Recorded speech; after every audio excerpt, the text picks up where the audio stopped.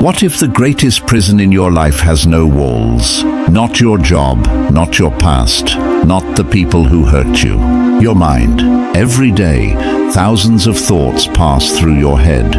Most of them aren't chosen. They arrive automatically. A delayed text changes your mood.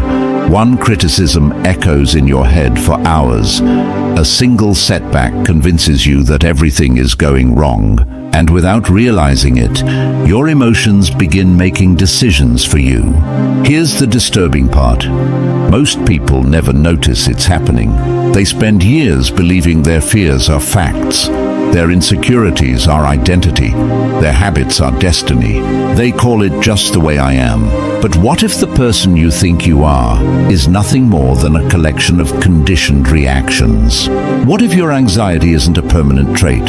What if your anger isn't strength? What if your need for approval is not human nature, but a chain you've worn for so long that you've forgotten it's there? More than 2,000 years ago, a philosophy emerged that challenged a dangerous idea, the belief that life controls us. Its followers faced poverty, betrayal, exile, public humiliation, even death. Yet many of them possessed something most people today desperately search for and rarely find: inner freedom. Not because their lives were easy, because they mastered something far more important than circumstances. They mastered themselves, and once you understand what they understood, you'll begin to see your struggles differently. The stress that consumes you, the opinions that control you, the setbacks that break your momentum, the fears that quietly shape your decisions. None of them hold as much power as you've been taught to believe. In this video, you'll discover 5 Stoic disciplines designed to build a mind that remains steady when everything around it becomes chaotic. Not motivational tricks, not temporary confidence. Disciplines, timeless principles that can transform the way you respond to failure, rejection, uncertainty, and loss. But before we begin, there's something you need to do. Take an honest look at your life. How much of your peace depends on other people? How much of your confidence depends on success? How much of your happiness disappears the moment life refuses to go your way? Because the truth is simple. The moment you see the chains, you stop being controlled by them. And today you're about to see them clearly. Let's begin. Discipline 1, the discipline of emotional detachment. There is a moment that happens to almost everyone, almost every day, and it passes so quickly that most people never even notice it happening. Someone says something, a small thing, maybe dismissive, maybe careless, maybe not even meant as an insult at all, and in less than a second, your entire internal state shifts. Your chest tightens, your thoughts race. You start replaying the moment, rehearsing what you should have said, building a case in your mind for why you were wronged. By the time you notice what's happening, you've already lost an hour, sometimes a day. Sometimes the memory resurfaces years later, still carrying the same sting. This is what it means to be emotionally entangled. Your inner state is not yours. It belongs to whoever last spoke to you, whatever last happened to you, whatever thought last crossed your mind. You are, in a very real sense, being operated by the world around you, like a puppet whose strings are pulled by strangers who don't even know they're holding them. The Stoics had a word for the alternative. They didn't call it not caring. They called it apatheia, often mistranslated as apathy, but meaning something closer to freedom from being controlled by passion. Not the absence of feeling, but the absence of being enslaved by feeling. Marcus Aurelius, the most powerful man in the known world, a man who could have anyone executed with a single word, wrote constantly to himself about this exact struggle, not because he was naturally calm, but because he wasn't. He wrote those journal entries, the ones we now call meditations, as a kind of nightly training, reminding himself again and again that the things which disturbed him were not the events themselves, but his judgments about them. Here is the deeper truth most people never realize. Emotional reactions are not responses to reality. They are responses to a story your mind tells about reality, faster than you can consciously notice. Someone cuts you off in traffic. The event is simple. A car changed lanes, but your mind instantly adds a story. That person is selfish. That person disrespected me. That person doesn't care if they hurt someone. And now you're not reacting to a lane change. You're reacting to an entire narrative your mind invented in a fraction of a second. This is where most people fail. They think the goal is to control their emotions directly, to force themselves to calm down after the storm has already started. But by then, it's too late. The discipline of emotional detachment isn't about suppressing the storm. It's about noticing the story before it becomes a storm. Think about how this plays out in modern life. Someone leaves a cruel comment on something you posted. Within seconds, your mind has already decided what that comment means about you, about them, about your worth. You feel exposed, humiliated, angry. You might spend the next hour composing a response, deleting it, rewriting it, imagining their reaction. All of this over a string of text from a person you will likely never meet, whose life you know nothing about, whose opinion has no bearing on your actual existence. Or think about a relationship where someone you love withdraws, becomes distant, doesn't respond the way they used to. Your mind builds a story. I'm not enough. I did something wrong.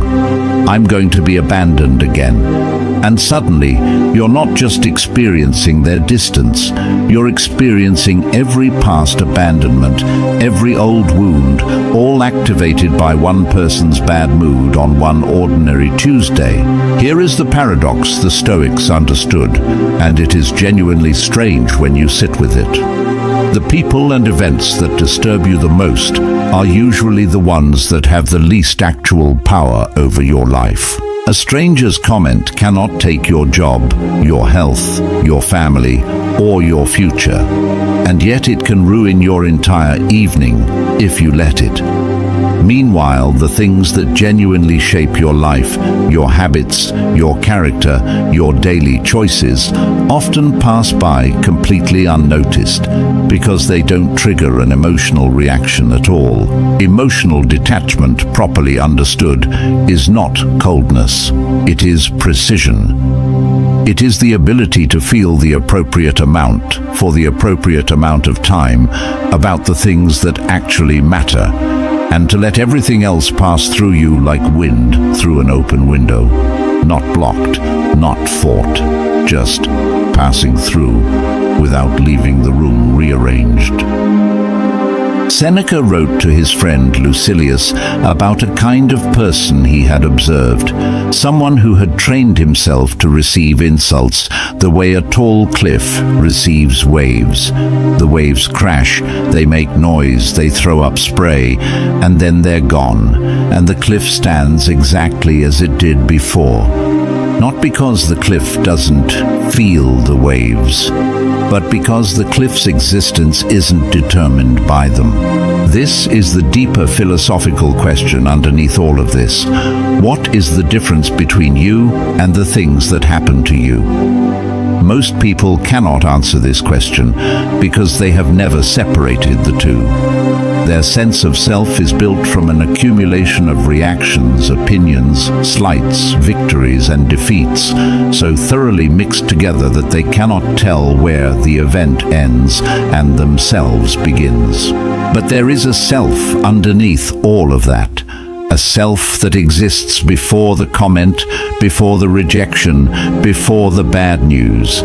A self that was there yesterday and will be there tomorrow, regardless of what anyone says or does.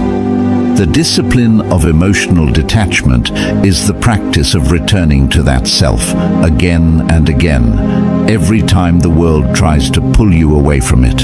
Here is a practical exercise, one used in various forms by Stoic practitioners for centuries. The next time you feel a strong emotional reaction rising, Before you act on it, before you respond, before you even fully form the thought, pause and ask yourself one question. Is this happening to me, or is this just happening? A car changed lanes near you. That happened. That driver disrespected me. Is something your mind added. Someone didn't text back. That happened. They don't care about me is something your mind added. Try just for a moment to see the bare event stripped of the story. You will often find that the bare event is almost laughably small. It's the story that was unbearable. Do this enough times and something remarkable begins to happen. The gap between event and reaction begins to widen. What used to be instantaneous, comment, then rage, becomes comment, pause, choice. And in that pause, you discover something most people never discover in their entire lives. You discover that you have a choice at all. Write this down because it is the foundation everything else is built on. You are not required to suffer every time the world gives you an opportunity to. Suffering is not mandatory. It is, more often than you'd like to admit, optional. And the moment you understand this, truly understand it, not as an idea but as a lived experience, you begin to become someone the world can no longer casually wound. Discipline 2, the discipline of controlling perception. There's an old idea, often repeated, sometimes so often that it loses its power. It's not what happens to you, it's how you see it. Most people nod at this, agree with it, and then go right back to being destroyed by how things look to them. Because agreeing with an idea and living by it are two completely different things. So let's go deeper than the cliché. Let's actually understand what perception is and why controlling it might be the single most powerful skill a human being can develop. Your brain does not experience reality directly. This isn't philosophy, it's basic neuroscience.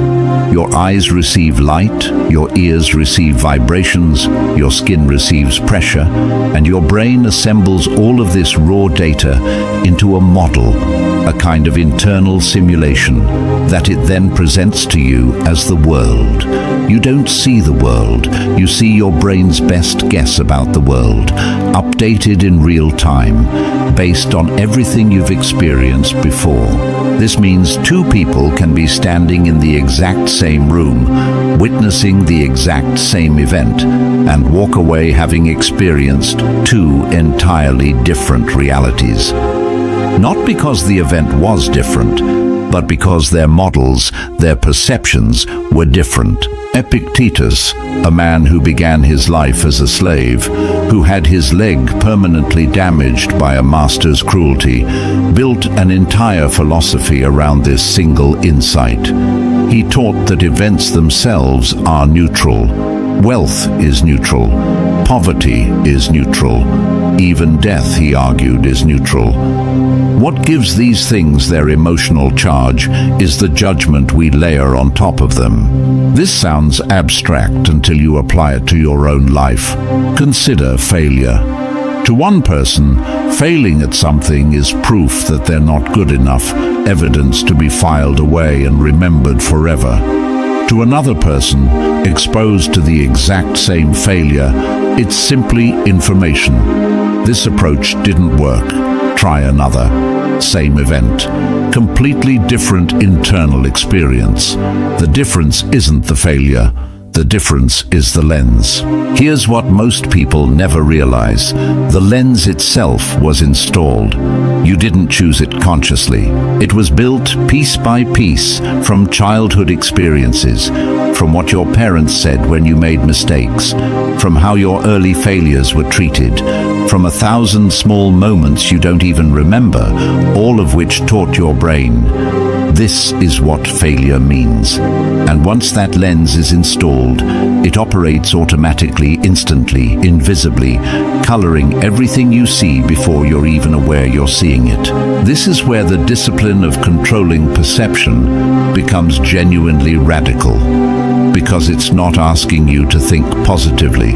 Positive thinking is just installing a new automatic lens, a sunnier one, but still automatic, still invisible, still capable of distorting reality in the other direction. What the Stoics are asking for is something much harder and much more valuable: the ability to notice the lens itself, to catch it in the act, to see reality and separately see the story you're telling about reality as two distinct things rather than one fused experience. Let's bring this into a modern context. Imagine you didn't get a promotion you worked hard for. The bare event, someone else was selected for a role. Now watch what perception does with that. I'm not valued here. I'll never get ahead. Maybe I'm just not good enough. Everyone else sees something in me that I can't see, and it's bad. Notice that none of these statements are facts.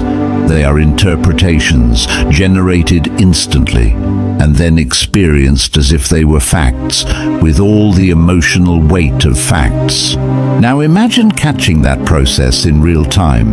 The promotion went to someone else. That's the event. Everything after that is a story your mind is offering you, one of many possible stories.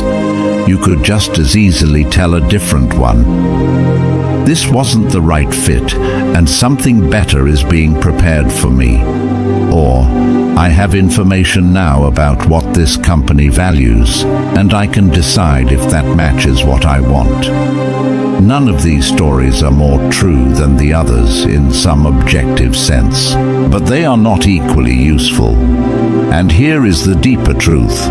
You get to choose which story to entertain, because none of them are reality. They're all just perception. This is where Stoicism connects to something much older and much deeper than self-help, the question of freedom itself. What does it actually mean to be free? Most people think freedom means having no constraints, being able to do whatever they want. But the Stoics argued for something far more radical, that the only freedom that truly matters is freedom of the mind, because everything else, your circumstances, other people's actions, the events of the world, was never under your control to begin with. Marcus Aurelius wrote that external things cannot touch the soul, not even slightly. They have no access to it and cannot move or direct it. The soul alone moves and directs itself. Sit with that for a moment. He was an emperor surrounded by war, plague, betrayal, and the daily burden of ruling an empire. And his conclusion was that none of it could touch the actual core of who he was unless he allowed it to, through his judgments. This is terrifying to some people and liberating to others, often the same people, at different points in their lives. Terrifying because it removes the excuse. You can no longer say, I feel this way because of what happened. You have to say, I feel this way because of how I'm interpreting what happened. And that's a much harder sentence to hide behind, but liberating, because it means the door out was never locked. You had the key the entire time. You just didn't know there was a door. Here is a mental exercise to begin practicing this. At the end of each day, choose one moment that disturbed you, even slightly. Write down what actually happened, in the most neutral, factual language possible, as if you were a security camera with no opinions. Then, separately, write down the story you told yourself about what happened. Compare the two. notice the gap. Over time, this exercise trains something extraordinary, the ability to perform this separation in real time, in the moment, before the emotional reaction fully takes hold. And when you can do that, when you can see the bare event and the story as two separate things, even while they're happening, you've gained something that most people never gain in their entire lives. You've gained the ability to choose your reality, not by lying to yourself, but by seeing it more completely than ever before. Remember this: the world does not assign meaning to events. You do. And whoever controls the meaning controls the experience. Make sure that someone is you. Discipline 3. The discipline of accepting reality. There is a particular kind of suffering that almost no one talks about, because it's so woven into daily life that it feels invisible.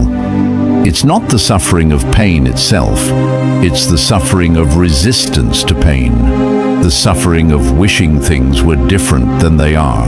Picture someone stuck in traffic, late for an important meeting.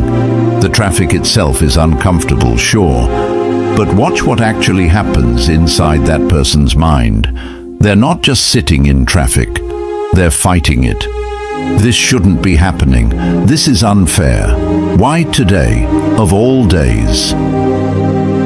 Every minute that passes, they're not just experiencing a delay. They're experiencing a battle between what is and what they believe should be. That battle is exhausting. And here's the strange part: it changes absolutely nothing about the traffic.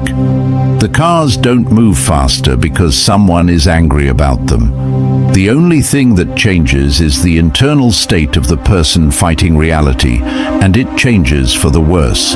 This is the discipline of acceptance, and it might be the most misunderstood Stoic teaching of all, because people hear acceptance and think it means giving up, becoming passive, no longer trying to improve your life. Nothing could be further from the truth. Acceptance in the Stoic sense is not the opposite of action. It's the foundation of effective action. The Stoics divided everything in existence into two categories: things within your control and things outside your control. Within your control, your judgments, your responses, your effort, your choices, your character. Outside your control, literally everything else. Other people's opinions, the past, the weather, the economy, other people's choices, even your own body's health. Ultimately, since illness and accident can strike anyone regardless of how carefully they live. Most human suffering, when you examine it closely, comes from confusion between these two categories. We pour enormous energy into things we cannot control, wishing they were different, fighting against them, resenting them, and very little energy into the one thing we actually can control, our own response. Epictetus put it with brutal simplicity: people are not disturbed by things, but by their stubborn insistence that things should be different than they are. Read that again. Not the things themselves, the insistence that they should be otherwise. Here's the modern example that almost everyone can recognize. Someone in your life, a parent, a partner, a friend, behaves in a way that hurts you again. Maybe they're critical, maybe they're absent, maybe they simply are who they are, and who they are includes traits that disappoint you, and you find yourself, for the 100th time, wishing they were different. Wishing they would finally see you the way you want to be seen, wishing they would change. This wishing feels like hope. It feels productive, like it's keeping a door open. But notice what it's actually doing. It's keeping you tethered to a version of this person that doesn't exist, a fantasy version, while the real person, the one standing in front of you, continues being exactly who they've always been.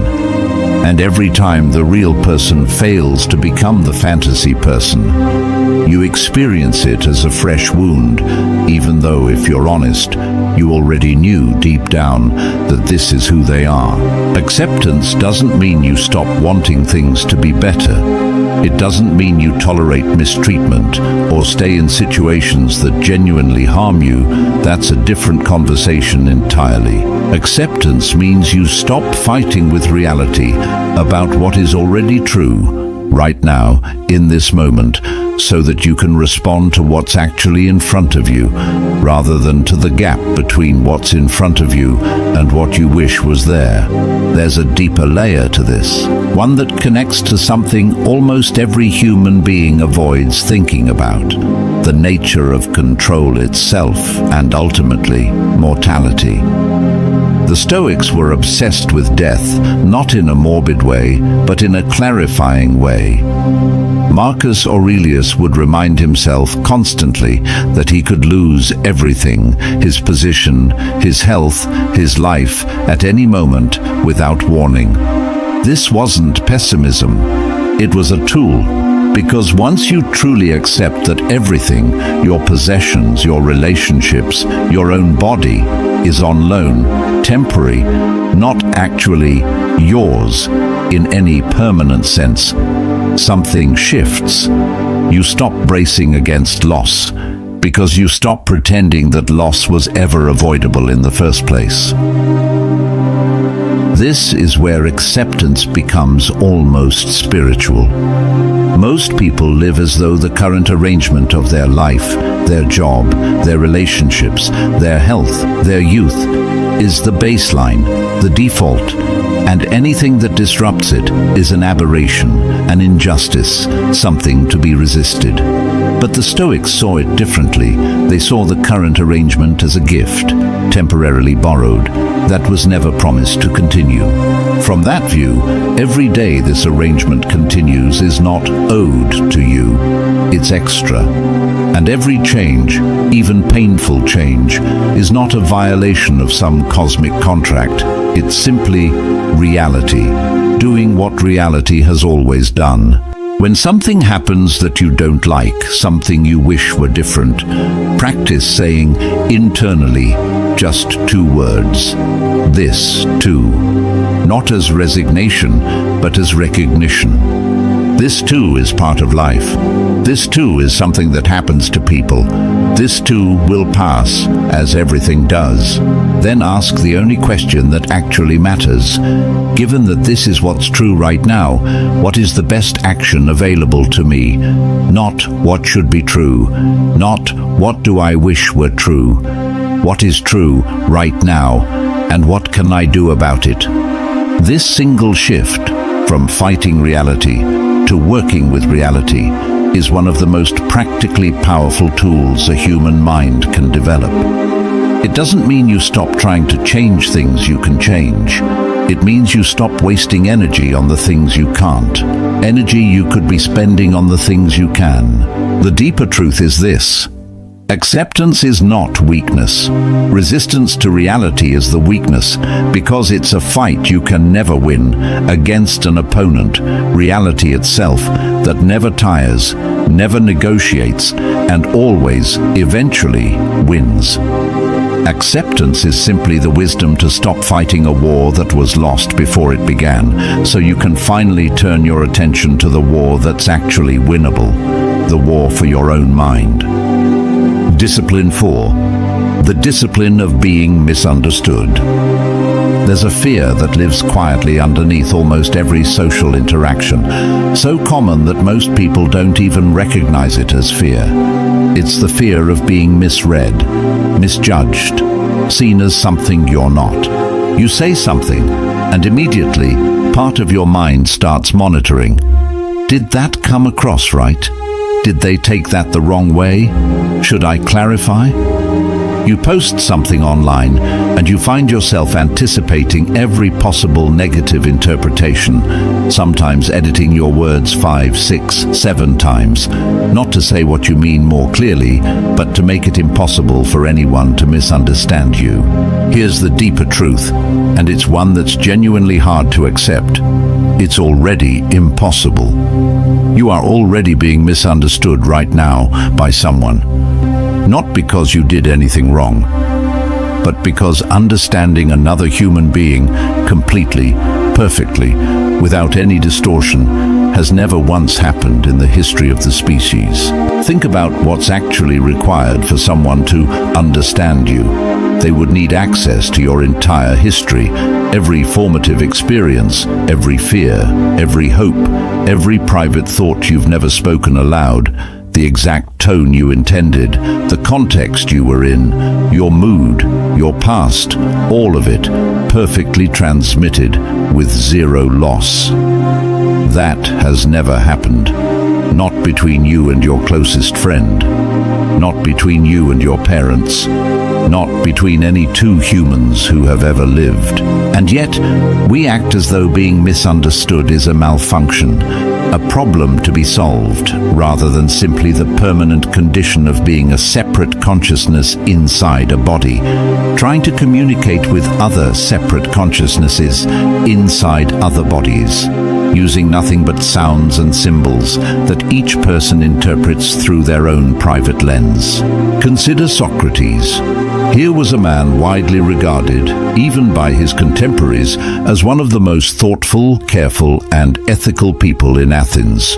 He spent his life in dialogue, questioning, clarifying, exposing his own reasoning to scrutiny more than almost anyone in history. And he was put to death by his own city on charges that, viewed from any distance, were absurd, corrupting the youth, impiety toward the gods. The man who arguably understood the nature of truth and virtue better than anyone alive was, by the very people he lived among, profoundly misunderstood, to the point of execution.